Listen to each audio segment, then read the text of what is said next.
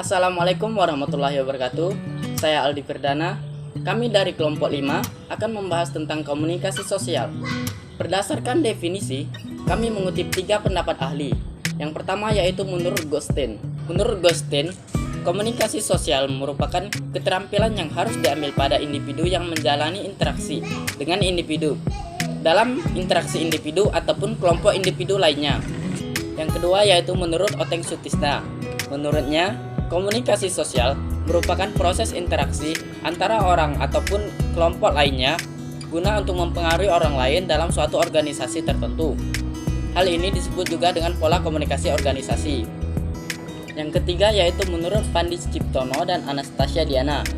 Komunikasi sosial merupakan upaya menyampaikan pesan kepada orang lain sehingga orang lain dapat memahami maksud yang disampaikan. Komunikasi juga dapat diartikan sebagai proses pengiriman menggunakan media tertentu.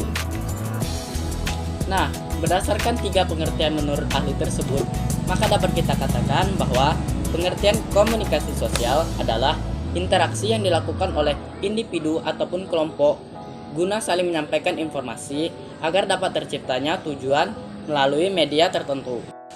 Kemudian ruang lingkup komunikasi sosial.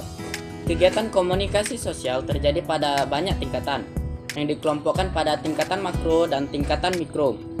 Pada tingkatan makro, komunikasi sosial terjadi pada surat kabar, televisi, film, dan berbagai macam jenis komunikasi massa lainnya.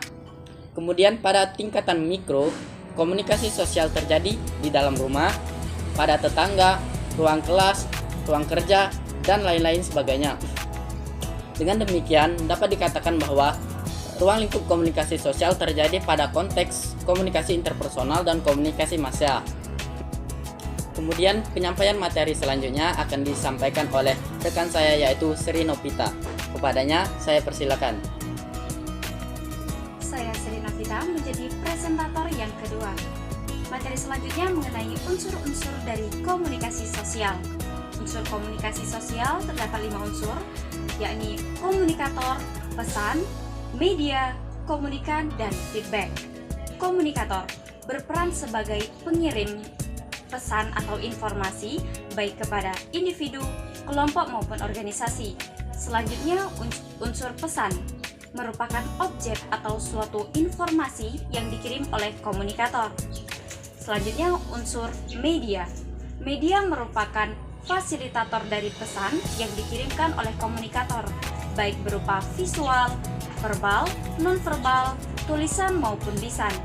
Dan yang selanjutnya unsur komunikan. Komunikan berperan sebagai penerima pesan atau informasi yang dikirimkan oleh komunikator. Dan yang terakhir yakni feedback. Feedback sendiri merupakan efek ataupun dampak dari komunikan setelah dikirimkan informasi dari komunikator. Materi selanjutnya dilanjutkan oleh presentator 3 yakni Al-Hikmah Oktaria. Baiklah, saya Al-Hikmah Oktaria akan melanjutkan materi dari teman saya Sri Novita, yaitu tentang jenis-jenis komunikasi sosial. Menurut Hendro Puspito, komunikasi sosial terbagi menjadi 4 bagian. Yang pertama ada komunikasi langsung dan komunikasi tidak langsung. Komunikasi langsung adalah komunikasi yang dilakukan dengan cara tatap muka antara 2 orang atau lebih. Sedangkan komunikasi tidak langsung adalah komunikasi yang dilakukan dengan cara tidak tatap muka. Contohnya seperti via telepon atau chattingan. Kemudian yang kedua ada komunikasi satu arah dan komunikasi timbal balik. Yang ketiga ada komunikasi bebas dan komunikasi fungsional. Dan yang terakhir ada komunikasi individual dan komunikasi massal. Itulah jenis-jenis komunikasi sosial menurut Hendro Puspito. Selanjutnya ada fungsi komunikasi sosial dalam kehidupan masyarakat. Fungsi utama dari komunikasi sosial adalah menghubungkan antara satu orang dengan yang lainnya atau kelompok lainnya sehingga terjalinnya hubungan sosial antar masyarakat. Adapun menurut Laswell, fungsi komunikasi sosial dalam kehidupan masyarakat ada 3. Yang pertama sebagai pengawasan lingkungan, yang kedua sebagai korelasi, dan yang ketiga sebagai transmisi warisan lokal. Baiklah, sekian pemaparan materi dari kelompok 5. Semoga bermanfaat bagi kita semua. Saya akhiri, wabillahi taufiq wal hidayah. Wassalamualaikum warahmatullahi wabarakatuh.